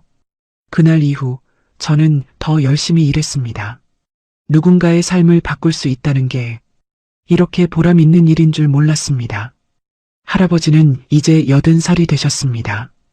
건강은 예전 같지 않았지만 여전히 저를 지도해 주셨습니다. 어느 날 저녁 할아버지가 저를 불렀습니다. 소라야, 내가 너에게 줄 게 있다. 할아버지는 작은 상자를 건넸습니다. 상자를 열자 반지가 들어 있었습니다. 이건 내 할머니의 반지다. 내 아버지가 어렸을 때 할머니가 며느리에게 주려고 남긴 거다. 할아버지, 이제 내가 가져라. 넌 이 집안의 진짜 후계자니까. 저는 반지를 받아들었습니다. 작지만 아름다운 다이아몬드가 박혀 있었습니다. 할아버지, 제가 잘할 수 있을까요? 물론이다. 넌 이미 잘하고 있다. 그날 밤 저는 부모님 묘소를 다시 찾았습니다. 엄마, 아빠, 저 이제 정말 어른이 된 것 같아요. 저는 무릎을 꿇고 절을 올렸습니다. 할아버지께서 할머니 반지를 주셨어요. 이제 저는 이 집안의 후계자래요. 처음엔 무서웠어요. 제가 고아 출신인데 재벌 회사를 이끌 수 있을까? 사람들이 저를 무시하지 않을까? 하지만 이제는 알아요. 제 출신은 중요하지 않다는 걸요. 중요한 건 제가 어떤 사람이 되느냐는 거죠. 엄마, 아빠, 저는 좋은 사람이 되고 싶어요. 두 분이 자랑스러워할 만한 사람이요. 바람이 불었습니다. 마치 부모님이 대답하시는 것 같았습니다. 잘하고 있다, 소라야. 저는 미소를 지었습니다. 다음 날 저는 중요한 발표를 했습니다. 강신그룹 전 직원 앞에서였습니다. 안녕하세요. 부회장 강소라입니다. 오늘 저는 새로운 프로젝트를 발표하려 합니다. 희망 장학재단 설립입니다. 이 재단은 고아 출신 학생들을 대학까지 지원하는 장학재단입니다. 매년 100명의 학생에게 전액 장학금을 지원할 예정입니다. 직원들이 박수를 쳤습니다. 저 역시 고아 출신입니다. 보육원에서 자라며 꿈꿀 수 없었던 것들이 많았죠. 하지만 이제 저는 그 아이들에게 꿈을 줄 수 있는 위치에 있습니다. 그래서 이 재단을 만들기로 했습니다. 강신그룹의 이익 1%를 매년 이 재단에 기부하겠습니다. 다시 박수가 쏟아졌습니다. 할아버지가 무대로 올라오셨습니다. 나는 내 손녀가 자랑스럽다. 그녀는 진짜 리더가 무엇인지 보여주고 있다. 리더는 권력이 아니라 책임이고 가진 자는 나눌 줄 알아야 한다. 강소라, 내가 있어서 이 회사는 희망이 있다. 저는 할아버지를 안아드렸습니다. 직원들은 기립박수를 쳤습니다. 그날 저녁 저는 혼자 사무실에 남았습니다. 창밖으로 서울의 불빛이 반짝였습니다. 2년 전 나는 쓰레기장에 있었는데 지금은 여기 있구나. 문득 나침반이 생각났습니다. 저는 서랍에서 나침반을 꺼냈습니다. 뚜껑을 열자 용 문양이 보였습니다. 이 나침반이 저와 할아버지를 연결해 준 것이었습니다. 이 작은 물건이 내 인생을 바꿨구나. 저는 나침반을 꽉 쥐었습니다. 엄마, 아빠, 이 나침반 잘 간직할게요. 그리고 앞으로도 잘 살게요. 다음 날 저는 재단 개소식에 참석했습니다. 희망 장학재단의 첫날이었습니다. 많은 학생들이 왔습니다. 보육원 출신 고등학생들이었습니다. 안녕하세요. 저는 강소라입니다. 저는 학생들 앞에 섰습니다. 여러분은 지금 힘들고 외로울 거예요. 부모님이 안 계시고 의지할 곳도 없죠. 저도 그랬어요. 하지만 포기하지 마세요. 여러분은 혼자가 아니에요. 이 재단이 여러분 곁에 있을 거예요. 대학에 가고 싶으면 갈 수 있어요. 꿈이 있으면 이룰 수 있어요. 저처럼요. 학생 한 명이 손을 들었습니다. 부회장님, 질문 있어요. 저는 정말 성공할 수 있을까요? 저는 그 학생을 똑바로 쳐다봤습니다. 물론이에요. 절대 포기하지 마세요. 여러분 안에는 무한한 가능성이 있어요. 저를 믿고 여러분 자신을 믿으세요. 학생들은 박수를 쳤습니다. 저는 그날 깨달았습니다. 제가 진짜 원하는 게 무엇인지를요. 복수가 아니라 치유, 증오가 아니라 사랑, 절망이 아니라 희망. 저는 이제 그걸 나누는 사람이 되었습니다. 여러분, 오늘 이야기가 마음에 드셨다면 좋아요 버튼으로 마음을 표현해 주세요. 그리고 구독과 알림 설정까지 해주시면 앞으로도 더 감동적이고 재미있는 이야기로 찾아뵙겠습니다. 감사합니다. 어머니, 왜 여기 계세요? 일주일 출장을 끝내고 돌아온 밤 마당 계집안에서 목줄이 채워진 채 떨고 있는 어머니를 발견했습니다. 아내는 치매 증상이라 했지만 다음 날부터 드러난 진실은 전혀 달랐습니다. 사연 시작 전 구독, 좋아요 버튼 눌러주세요. 오늘의 사연 지금 바로 시작합니다. 안녕하세요. 저는 올해 38살이 된 김민수라고 합니다. 저는 중견건설회사에서 현장 관리자로 일하고 있습니다. 이틀 전 일이었습니다. 일주일간의 부산 출장을 마치고 저는 밤 11시쯤 집에 도착했습니다. 평소보다 늦은 시간이었지만 어머니는 늘 이 시간까지 깨어 계시며 저를 기다리셨습니다. 현관문을 열자마자 공기가 달랐습니다. 평소라면 어머니가 내어주시던 된장찌개 냄새 대신 묘하게 서늘하고 텅 빈 기운만이 복도를 채우고 있었습니다. 다녀왔습니다. 제 목소리가 허공에 퍼졌지만 아무도 대답하지 않았습니다. 거실로 들어서는 순간 제 발걸음이 멈췄습니다. 거실 TV는 꺼져 있었고 어머니가 늘 앉아 계시던 소파는 텅 비어 있었습니다. 평소 이 시간이면 어머니는 늦은 뉴스를 보시거나 제가 돌아올 시간을 기다리며 거실에 계셨습니다. 소파 옆 작은 테이블 위에는 어머니가 늘 드시던 보리차 잔이 그대로 놓여 있었습니다. 반쯤 마신 채로 마치 급하게 자리를 뜬 것처럼 저는 가방을 내려놓고 집안을 둘러봤습니다. 주방도 화장실도 어머니 방도 모두 불이 꺼져 있었습니다. 일주일 출장이면 보통 어머니가 전화를 몇 통씩 하셨는데 이번엔 한 번도 연락이 없었습니다. 당시에는 바쁘셔서 그러시겠지 라고만 생각했습니다.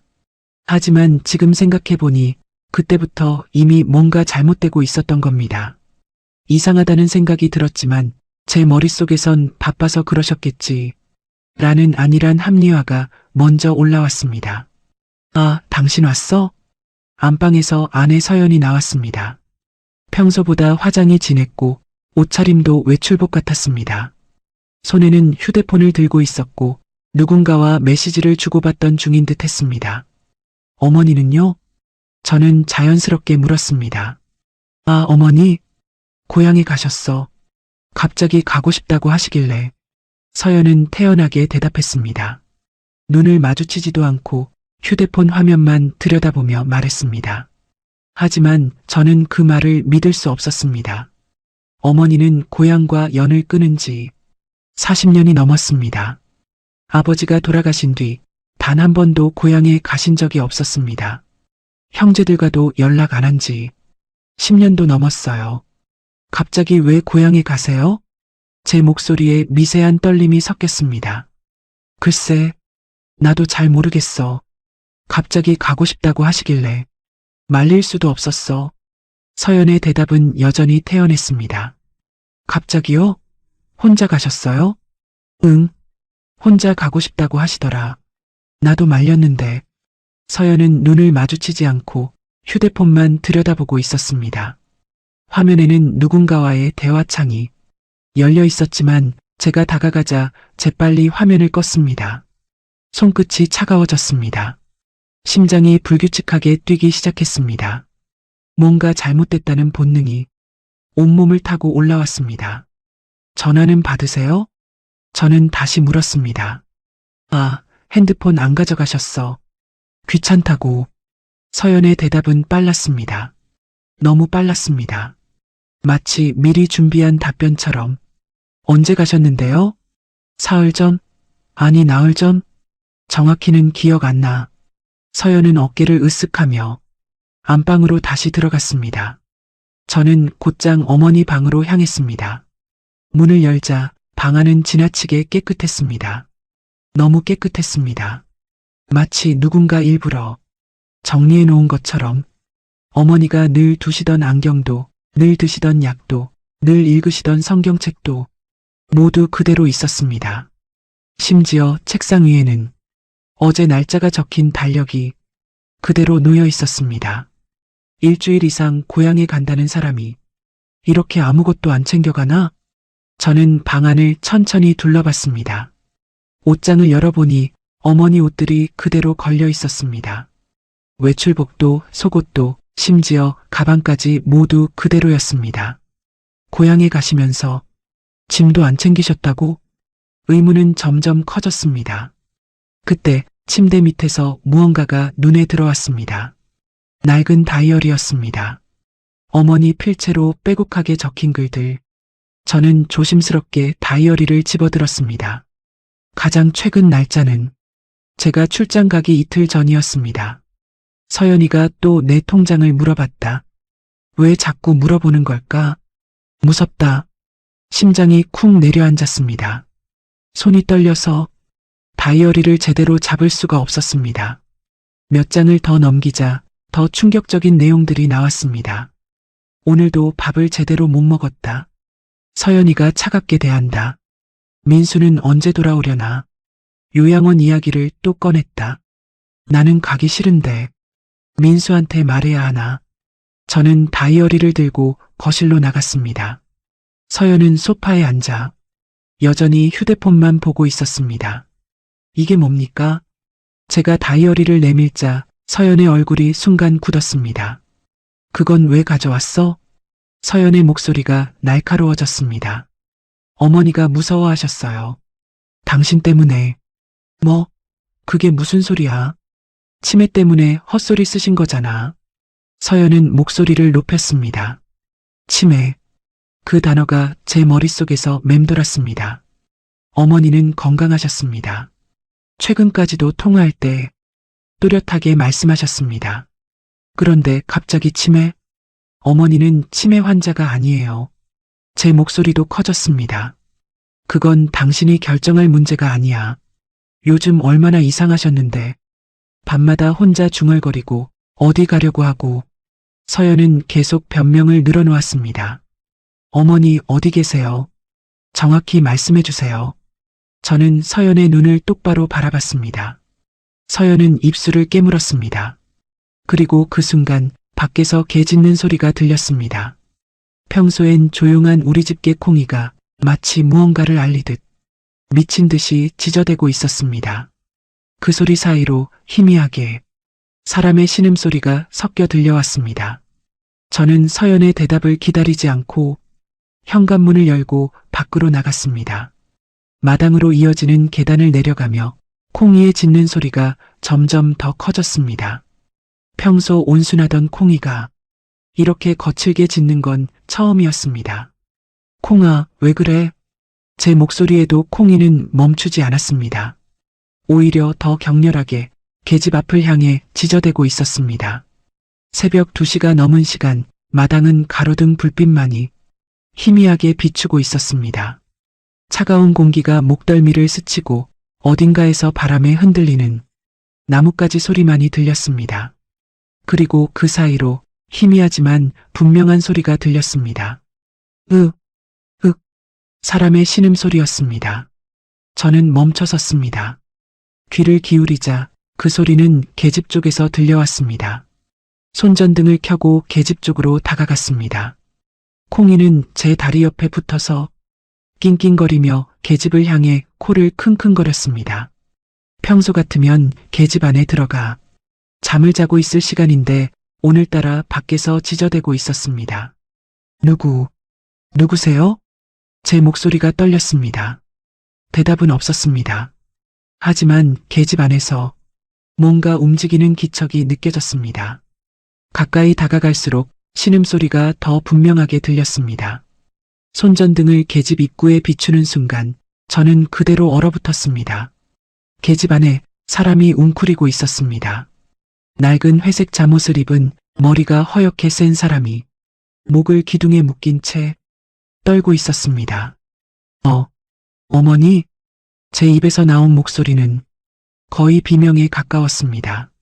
손전등 불빛 아래 그 얼굴이 선명하게 드러났습니다. 어머니였습니다. 제 어머니가 계집 안에서 목에 개 목줄을 찬 채 기둥에 묶여 있었습니다. 어머니. 저는 손전등을 던지고 계집 안으로 기어들어가 어머니를 끌어안았습니다. 어머니의 몸은 얼음처럼 차가웠고 온몸이 떨리고 계셨습니다. 옷은 흙과 먼지로 범벅이 되어 있었고 머리카락은 엉망으로 흐트러져 있었습니다. 민수야. 어머니는 제 이름을 부르며 제 팔을 붙잡았습니다. 그 순간 어머니 손이 제 팔에 닿았을 때 저는 충격을 받았습니다. 손톱 밑에는 흙이 가득했고 손등에는 긁힌 상처가 여러 개 있었습니다. 마치 무언가를 필사적으로 긁어댄 것처럼. 이게 대체 무슨 일이에요? 누가 이렇게 한 거예요? 저는 떨리는 손으로 어머니 목의 목줄을 풀었습니다. 목줄은 너무 꽉 조여져 있어서 어머니 목에 빨간 자국이 선명했습니다. 피부가 벗겨진 부분도 있었습니다. 서연아. 저는 집을 향해 소리쳤습니다. 거실 불이 켜져 있었지만 서연은 나오지 않았습니다. 일단 집으로 가요. 어머니. 저는 어머니를 부축해 천천히 일으켜 세웠습니다. 어머니는 다리에 힘이 없으셔서 거의 제가 안다시피 해서 집까지 모셔야 했습니다. 한 걸음 한 걸음 옮길 때마다 어머니는 신음을 내셨습니다. 아파요. 다리가 아파요. 조금만 참으세요. 어머니, 곧 집이에요. 저는 어머니를 꽉 붙잡고 계단을 올라갔습니다. 현관문을 열고 들어서는 순간 거실에 서연이 서 있었습니다. 팔짱을 낀 채 차가운 표정으로 저희를 내려다보고 있었습니다. 뭐 하는 거야, 당신? 서연의 목소리는 차갑고 날카로웠습니다. 뭐 하긴요? 어머니가 계집에 목줄에 묶여 계셨어요. 대체 무슨 짓을 한 거예요? 제 목소리는 떨리고 있었지만 분노로 가득 차 있었습니다. 그거. 어머니가 치매 증상 때문에 밖으로 나가려고 해서 어쩔 수 없었어. 밤에 혼자 나가시면 위험하잖아. 서연은 태연하게 대답했습니다. 마치 아무렇지도 않다는 듯이, 마치 그게 당연한 일인 것처럼. 치매? 목줄을 채워요? 계집애? 이게 사람 할 짓이에요? 당신이 출장 가 있는 동안 내가 얼마나 힘들었는지 알아? 어머니가 계속 밖으로 나가려고 하고 밤마다 소리 지르고 나한테 욕하고 나도 어쩔 수 없었어. 서연의 목소리에는 조금의 미안함도 없었습니다. 오히려 자신이 피해자인 것처럼 말하고 있었습니다. 그래도 이렇게까지 하면 안 되죠. 사람을 개 취급하면 어떡해요. 그럼 당신이 여기 있었어야지. 맨날 출장만 다니면서 집안일은 다 나한테 떠넘기고. 서연도 목소리를 높였습니다. 저는 어머니를 소파에 앉히고 담요를 가져다 덮어드렸습니다. 어머니는 여전히 떨고 계셨고 눈빛은 공포로 가득 차 있었습니다. 마치 아직도 그 계집 안에 갇혀 있는 것처럼. 어머니, 괜찮으세요? 어디 아프신 데 없으세요? 민수야. 무서워. 어머니는 제 손을 꽉 잡으며 되풀이해서 말씀하셨습니다. 손에 힘이 하나도 없었습니다. 얼마나 오래 그곳에 계셨던 걸까? 얼마나 무서우셨을까? 저는 어머니를 안으며 눈물이 날 것 같았습니다. 그 순간 저는 깨달았습니다. 이건 단순한 실수가 아니라는 것을. 어머니를 향한 서연의 태도, 차갑고 무심한 말투, 그리고 무엇보다 어머니 목의 자국이 하루 이틀 된 게 아니라는 것을. 자국은 여러 겹으로 겹쳐져 있었고 오래된 상처와 새로운 상처가 함께 섞여 있었습니다. 당신, 이거 처음이 아니죠? 제가 물었을 때 서연의 표정이 잠깐 흔들렸습니다. 다음 날 아침 저는 어머니 방에서 밤을 지샜습니다. 어머니는 새벽까지 악몽을 꾸시며 계속 잠꼬대를 하셨습니다. 안 돼. 제발, 제발. 중얼거리시는 어머니의 목소리를 들으며 저는 한숨도 자지 못했습니다. 어머니의 손을 잡고 있으면 가끔씩 온몸이 움찔거리셨습니다. 마치 누군가에게 맞는 것처럼. 아침 7시쯤 어머니가 눈을 뜨셨습니다. 처음엔 천장을 멍하니 바라보시다가 제 얼굴을 보시고는 깜짝 놀라신 표정을 지으셨습니다. 민수야. 네, 어머니. 저 여기 있어요. 저는 어머니 손을 잡고 침대 옆에 앉았습니다. 어머니는 천천히 몸을 일으키시려다가 아야 하시며 다시 누우셨습니다. 어머니, 괜찮으세요? 어디 아프세요? 허리가, 다리가 아파서 오래 웅크리고 있었더니 어머니의 목소리는 여전히 떨리고 있었습니다. 어머니, 어제 무슨 일이 있었는지 제게 말씀해 주실 수 있으세요? 어머니는 잠시 망설이시다가 천천히 입을 여셨습니다. 민수야, 엄마가 미친 건가 봐. 아니에요, 어머니. 어머니는 아무 문제 없으세요. 아니야. 서연이가 그랬어. 내가 치매에 걸렸다고. 내가 계속 헛소리를 한다고. 밤마다 집을 나가려 한다고. 어머니의 목소리는 떨리고 있었습니다. 어머니, 천천히 말씀하세요. 제가 다 들을게요. 저는 어머니 등을 쓰다듬으며 진심을 담아 말했습니다. 어머니는 눈을 감으시고 깊은 숨을 한번 쉬셨습니다. 그리고 천천히, 아주 천천히 말씀하기 시작하셨습니다. 너 출장 간 다음 날이었어. 서연이가 내 방에 들어와서는 통장이 어디 있냐고 물어봤어. 나는 왜 그러냐고 했지. 그랬더니 갑자기 화를 내더라. 시어머니 주제에 왜 말이 많냐고. 어머니의 눈에서 눈물이 흘러내렸습니다. 그 다음부터는 밥도 제대로 안 줬어. 아침에 식빵 한 장, 저녁에 컵라면 하나. 물도 제대로 안 주고 화장실도 마음대로 못 가게 하고 제 주먹이 저절로 쥐어졌습니다. 손톱이 손바닥을 파고들었지만 아픈 줄도 몰랐습니다. 물을 달라고 하면 물값도 아깝다고, 화장실 가려고 하면 또 가냐고 핀잔만 주고 어머니는 말을 이으시며 눈물을 닦으셨습니다. 그리고 그날 밤 내가 몰래 전화하려고 거실로 나갔다가 들켰어. 너한테 전화하려고 했는데 서연이가 날 밖으로 끌고 나가서 계집애 가뒀어. 목줄은요? 목줄은 언제부터? 제 목소리가 떨렸습니다. 그날부터 매일 밤만 되면 날 밖으로 내보내고 계집애 가뒀어. 목줄을 채우고 기둥에 묶어놨어. 내가 밤에 돌아다니니까 이렇게라도 해야 한다고 그랬어. 어머니는 울음을 참지 못하고 제 품에 안겨 흐느꼈습니다. 어머니의 어깨가 심하게 떨렸고 저는 어머니를 꽉 안으며 함께 눈물을 흘렸습니다. 제 가슴이 찢어지는 것 같았습니다. 제가 모르는 사이 제 아내가 제 어머니에게 이런 끔찍한 짓을 하고 있었다니. 어머니, 왜 말씀 안 하셨어요?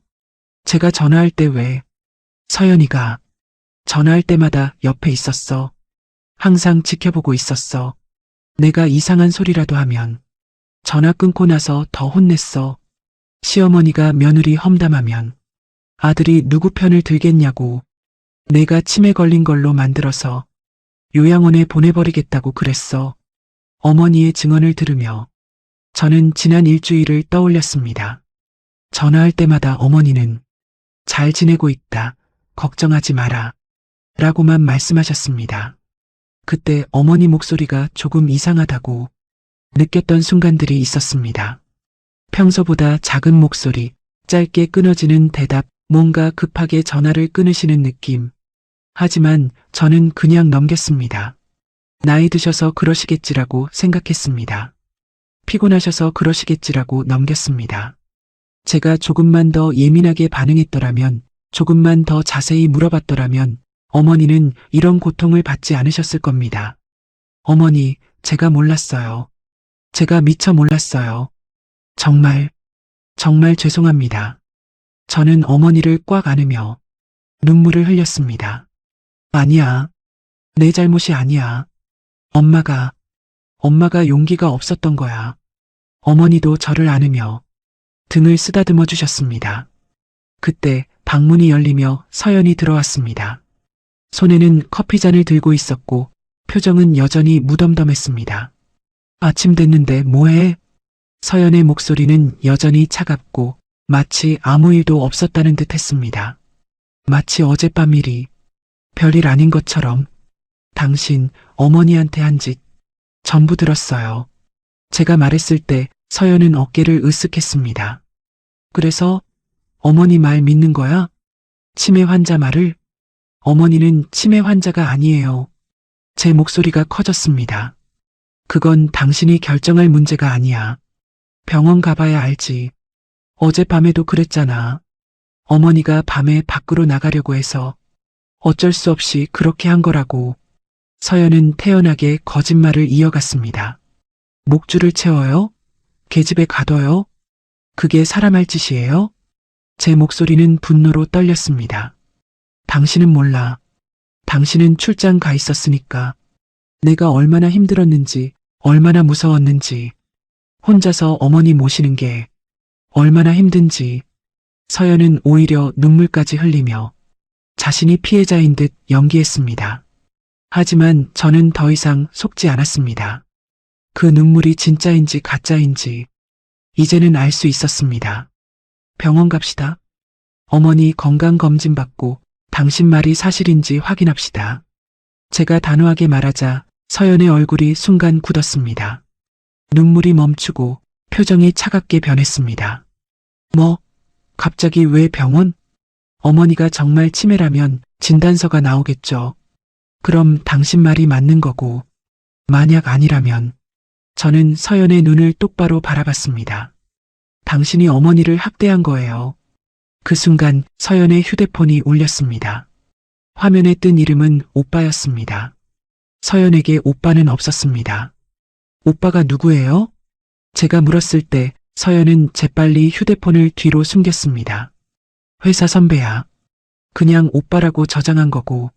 서연은 방을 나가며 전화를 받았습니다. 응, 오빠. 아니, 지금은. 복도로 나가는 서연의 목소리가 점점 작아졌습니다. 저는 어머니를 바라봤습니다. 어머니는 여전히 두려움에 떨며 제 손을 꽉 잡고 계셨습니다. 어머니, 오늘 병원 가요. 제대로 검진 받으시고 어머니가 건강하시다는 걸 증명해야 해요. 민수야. 그런데 어머니는 말을 멈추셨습니다. 왜요? 무슨 말씀하시려고 하셨어요? 아니야. 아무것도 아니야. 어머니는 고개를 저으셨지만 눈빛에는 뭔가 말하고 싶은 게 분명히 남아 있었습니다. 그날 오후 저는 어머니를 모시고 병원에 갔습니다. 서연은 약속이 있다며 따라오지 않았습니다. 신경과 전문의는 어머니를 꼼꼼하게 검사했습니다. 기억력 테스트, 인지 기능 검사, 뇌 MRI까지 모두 진행했습니다. 검사 결과는 일주일 후에 나옵니다만 현재 상태로는 치매 증상이 전혀 보이지 않습니다. 의사의 말에 저는 안도했습니다. 그럼 어머니는 건강하신 거죠? 네, 나이에 비해 인지 기능도 좋으시고 기억력도 정상 범위입니다. 다만 의사는 잠시 망설이다가 말을 이었습니다. 어머님 목과 손목에 있는 상처들, 그리고 영양 상태가 좋지 않으십니다. 혹시 집에서 무슨 일이라도 제가 잘 살펴드리지 못했습니다. 저는 고개를 숙였습니다. 의사는 더 이상 묻지 않았지만 눈빛으로 뭔가를 눈치챈 것 같았습니다. 병원을 나와 집으로 돌아가는 길, 어머니는 계속 창밖만 바라보셨습니다. 어머니, 무슨 생각하세요? 민수야, 엄마가 너한테 짐이 되는 것 같아. 무슨 말씀이세요? 어머니는 절대 짐이 아니에요. 서연이가 맞는 말도 했어. 늙은이가 집에 있으면 젊은 사람들 힘들다고. 어머니, 그런 말씀하지 마세요. 서연이가 한 건 잘못된 거예요. 어떤 이유로도 정당화될 수 없어요. 하지만 어머니는 고개를 저으셨습니다. 민수야, 엄마는 그냥 요양원에 갈까봐. 안 돼요. 절대 안 돼요. 제 목소리가 커졌습니다. 차 안이 잠시 조용해졌습니다. 어머니, 서연이가 뭐라고 했어요? 요양원 이야기를 왜 꺼내세요? 어머니는 한참을 망설이시다가 천천히 입을 여셨습니다. 서연이가 매일 그랬어. 시어머니 혼자 집에 있는 것도 위험하고 요양원 가는 게 서로한테 좋다고. 민수도 그렇게 생각한다고. 시어머니 때문에 우리 부부가 힘들어한다고. 제 가슴이 철렁 내려앉았습니다. 그리고 통장 이야기도 계속했어. 어차피 나중에는 민수 돈인데 미리 정리하는 게 좋지 않냐고. 요양원 비용도 많이 드니까 집이나 땅을 팔아야 한다고. 땅이요? 응. 내 아버지가 남긴 땅 말이야. 재개발 지역이라고. 서연이가 자꾸 그 이야기를 했어. 그제야 퍼즐 조각들이 맞춰지기 시작했습니다. 아버지가 돌아가시기 전 이 땅은 내 어머니 명의로 해놨다. 절대 함부로 팔지 말라고 하셨습니다. 당시엔 그냥 오래된 상가 건물 부지라 별 생각 없었는데 작년에 그 지역이 재개발 구역으로 지정됐습니다. 보상금만 수십억 원대라는 소문이 돌았습니다. 어머니, 그 땅 서연이가 계속 물어봤다고요? 응. 며칠에 한 번씩. 통장이 어디 있냐? 인감도장은 어디 있냐? 서류는 누가 가지고 있냐? 제 머릿속이 복잡해졌습니다. 서연이 어머니를 학대한 이유가 단순히 스트레스 때문이 아니라 재산 때문이었다는 생각이 들었습니다. 집에 도착했을 때 서연은 없었습니다. 거실 테이블 위에 쪽지만 하나 놓여 있었습니다. 친구 만나고 늦게 들어올게. 저는 어머니를 방에 모셔다 드리고 서연의 서재로 향했습니다. 평소엔 절대 들어가지 말라고 했던 곳. 서랍을 열자 여러 개의 서류 봉투가 나왔습니다. 요양원 상담 신청서, 부동산 시세 조회 프린트물, 그리고 위임장 양식. 위임장에는 이미 어머니 도장이 찍혀 있었습니다. 제 손이 떨렸습니다. 서연은 이미 모든 걸 준비하고 있었습니다. 어머니를 요양원에 보내고 재산을 처분할 계획까지. 그때 현관문이 열리는 소리가 들렸습니다. 다녀왔어. 서연의 목소리였습니다. 저는 서류들을 들고 거실로 나갔습니다. 이게 뭡니까? 제가 서류를 내밀자 서연의 얼굴이 하얗게 질렸습니다. 그건 서연은 말을 더듬었습니다. 위임장에 어머니 도장이 찍혀 있어요. 언제 이렇게 준비한 거예요? 그건 나중을 위해서 미리 준비해 둔 거야. 어머니가 정말 치매면 필요할 수도 있잖아. 어머니는 치매가 아니에요. 오늘 병원에서 확인했어요. 제 목소리는 단호했습니다. 그래도 나중을 위해서는 나중이 아니라 지금 쓰려고 했죠? 요양원 상담 신청서도 이미 작성했고 부동산 시세도 다 알아봤잖아요. 서연은 입을 다물었습니다. 변명할 말을 찾지 못하는 것 같았습니다. 당신 정말 이럴 거예요? 돈 때문에 어머니를 이렇게 대한 거예요? 돈? 웃기지 마. 나는 우리 미래를 생각한 거야. 당신 월급으로 언제까지 이렇게 살 거야? 재개발 보상금만 있으면 우리 인생이 바뀔 수 있다고. 서연의 목소리에서 처음으로 본심이 드러났습니다. 그래서 어머니를 계집에 가뒀어요? 목줄을 채웠어요? 그건 어머니가 말을 안 들어서, 통장이랑 인감 위치를 알려주지 않아서.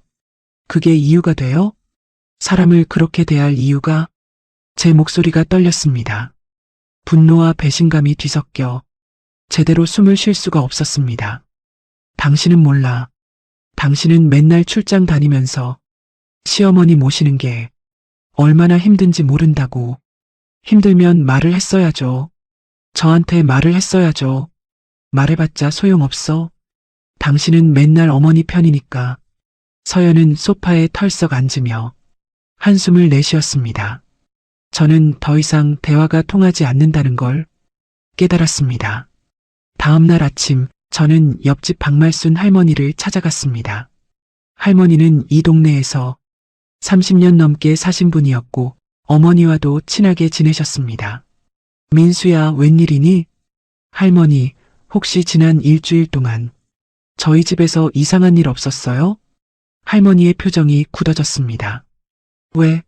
무슨 일 있었니? 어머니가 학대를 당했어요. 혹시 할머니께서 들으신 거나 보신 거 있으시면 말씀해 주세요. 할머니는 잠시 망설이시다가 한숨을 내쉬셨습니다. 사실은 며칠 전에 이상한 소리를 들었어. 무슨 소리요? 밤 11시쯤 됐을 거야. 여자 비명소리가 들렸어. 처음엔 TV 소리인 줄 알았는데 너무 생생해서 창문을 열어봤지. 할머니는 목소리를 낮추며 말을 이었습니다. 그랬더니 내 집 마당에서 서연이가 누군가를 끌고 가는 게 보였어. 그게 내 어머니였어. 제 주먹이 저절로 쥐어졌습니다. 그리고 계집 쪽에서 제발 그러지 말라는 소리가 들렸어. 내 어머니 목소리 같았어. 그럼 왜 신고를 안 하셨어요? 왜 저한테 연락 안 하셨어요? 제 목소리가 커졌습니다. 미안하다, 민수야. 나도 그래야 하나 말아야 하나 고민했는데 부부싸움에 이웃이 끼어드는 게 맞나 싶어서. 부부싸움이 아니라 학대였어요. 어머니가 고통받고 계셨어요. 할머니는 고개를 숙이셨습니다. 정말 미안하구나. 내가 좀 더 신경 썼어야 했는데. 저는 깊게 숨을 들이쉬며 마음을 가라앉혔습니다. 할머니, 이거 증언해 주실 수 있으세요? 제가 법적 조치를 취하려고 해요. 그래야지. 내가 본 것, 들은 것 다 말할게. 집으로 돌아오는 길, 저는 휴대폰을 꺼내 변호사 사무실 번호를 찾았습니다. 아버지 친구분이셨던 김 변호사님이 떠올랐습니다. 전화를 걸자 곧바로 연결됐습니다. 변호사님, 저 김민수입니다. 상담 좀 받고 싶은데요. 그날 오후 변호사 사무실에서 모든 상황을 설명했습니다. 이건 명백한 노인 학대 사안입니다. 게다가 재산 편취 시도까지 있으니 형사고소도 가능합니다. 김 변호사님의 말에 저는 고개를 끄덕였습니다. 하지만 증거가 필요합니다. 목격자 증언, 병원 기록, 그리고 가능하면 물적 증거까지. 물적 증거요? CCTV나 녹음 같은 거요.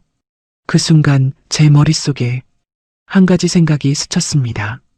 집으로 돌아오자마자 저는 곧장 차고로 향했습니다.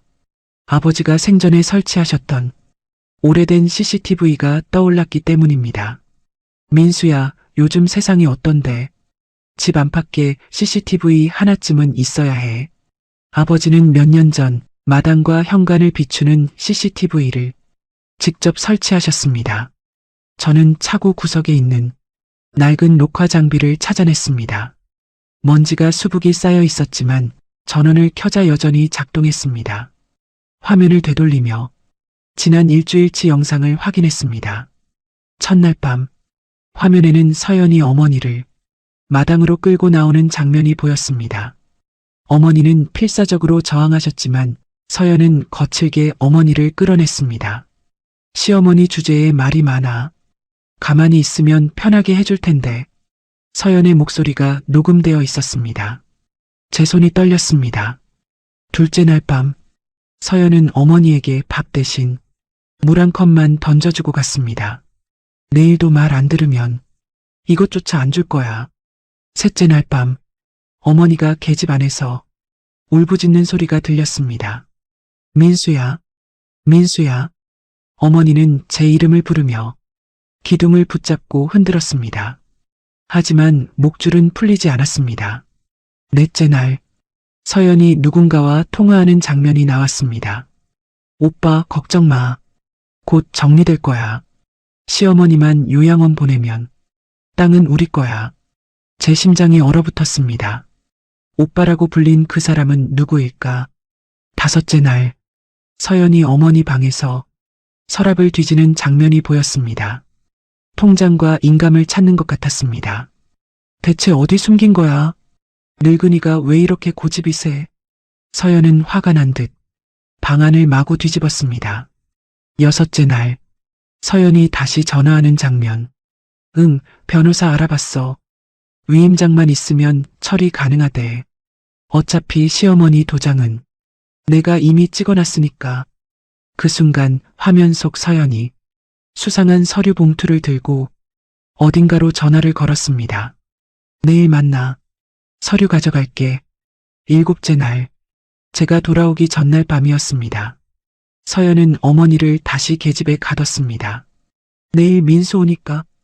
그 전까지는 입 닥치고 있어. 이상한 소리 하면 진짜로 요양원 보내버릴 거야. 어머니는 울면서 고개를 끄덕이셨습니다.